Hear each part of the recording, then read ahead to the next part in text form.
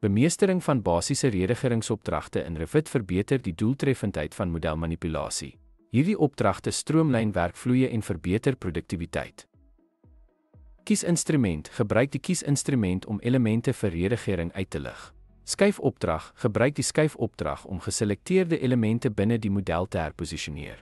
Kopieeropdrag. Pas die kopieeropdrag toe om elemente te dupliseer soos nodig.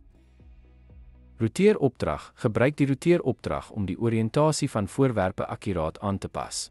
Verwyderopdrag. Verwyder ongewenste elemente deur hulle te selekteer en die verwyderopdrag te gebruik. Speelopdrag. Gebruik die speelopdrag om simmetriese ontwerpe te skep deur elemente oor 'n gespesifiseerde as te reflekteer.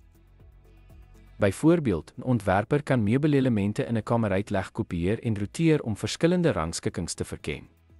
Vaardigheid in basiese Revit redigeringsopdragte is noodsaaklik vir doeltreffende modelbestuur. Hierdie vaardigheid verbeter die werkvloei en ontwerpproses aansienlik.